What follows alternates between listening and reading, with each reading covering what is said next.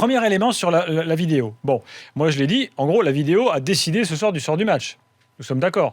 Sans l'intervention de la vidéo, le but français aurait été accordé avec le hors-jeu de Kurzawa. Non, le score, oui, pas le sort. Le sort, t'en sais rien. Le score. Le score, oui. J'ai dit le score. Je crois que tu as dit le sort. Je suis énervé juste sur une chose, Gilbert. Hier, on était avec Joël Quignou. Oui. Il nous a parlé des 4 points. Non, mais en fait, il y a un truc. Non, Ali, il y a un truc que tu n'as pas compris. Il nous a pas parlé des hors-jeux dans les 4 points. Non, mais il a dit que le cas qui serait l'un des 4 cas, c'est regarder quand un but est marqué, s'il doit être validé ou pas. Donc, ah bah oui, mais s'il y a super action que le mec part et qu'il n'est pas vraiment hors jeu et que l'arbitre a sifflé, donc il fait pas la bonne frappe comme il ferait pour marquer, et là on l'arrête alors. C'est une des limites, Daniel. C'est justement ça, c'est que là on ne juge normal, pas sur les actions qui n'ont pas donné un but. Ah bah c'est pas normal. Voilà, C'est comme pas normal. par Tu veux exemple dire Mbappé ce soir, ça Griezmann. créera toutes les polémiques et ça n'enlèvera pas les discussions. Donc alors. ce n'est pas rien à voir avec s'il y a but qui est rentré, pas rentré, c'est surtout même du début de l'action. C'est ça. Ah non, c'est ça qui va être un problème. C'est ça le problème. J'aimerais C'est ça quand qui va même. être un problème, parce qu'on remontera toujours. Tout le monde sait. Même sur l'action, du but qui est validé pour l'Espagne. Non mais juste ce point.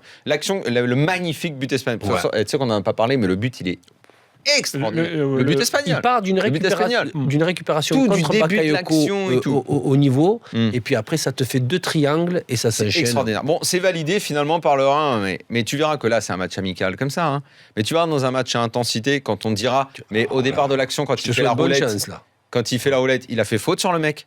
Il a fait faute sur le gars, vous l'avez pas sifflé. Après, l'action s'est déroulée, ça a fait super but, vous l'avez validé. Tu verras qu'on remontera toujours. C'est obligatoire. Obligatoire. Daniel, l'After a fait des dizaines d'émissions et on sait tous qu'on est globalement, principalement tous contre la vidéo, et c'est le cas de nous 3 ce soir. Faut quand même reconnaître une chose.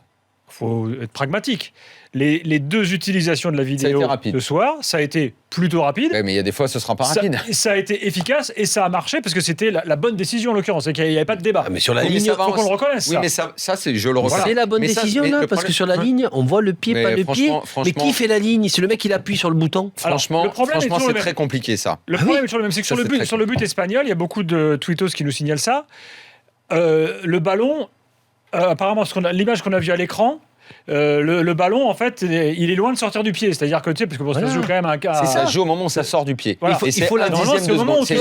On est dans le millième de seconde. Il faut la photo entre voir quand même le départ du ballon et la ligne. Comment tu fais cette photo-là? Mais de toute façon. Et le problème du téléspectateur, c'est qu'il regarde que la ligne, il regarde jamais le départ du ballon. Parce que si tu regardes le départ du ballon, tu vois pas la ligne et vice versa. Tout le monde sait que ça n'est pas fiable, le révélateur. Même les réalisateurs le disent. Tu vas rigoler, je m'étais retrouvé à faire. C'est une parenthèse, c'est une bêtise. Pour faire des des traductions de l'arabe à l'anglais, tu vois.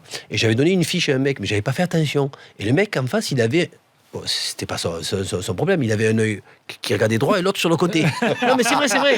Mais on n'a pas d'arbitre qui louche. Non mais il louche pas en fait. En fait, il louchait pas. C'est-à-dire qu'il avait les yeux comme ça. Et je regardais les 2 fiches, mais c'était juste... Ben là, il nous faudrait un arbitre de touche qui peut voir l'œil gauche, le départ du ballon, et à droite la ligne. Là, ça serait exceptionnel. Il y a quand même un truc, c'est que ce qu'on a vu ce soir décrédibilise énormément les arbitres assistants. Parce que les 2 fois, finalement, ils ont été déjugés. Excuse-moi, mais l'arbitre principal, tu crois qu'à terme, si ça continue, comment il va juger?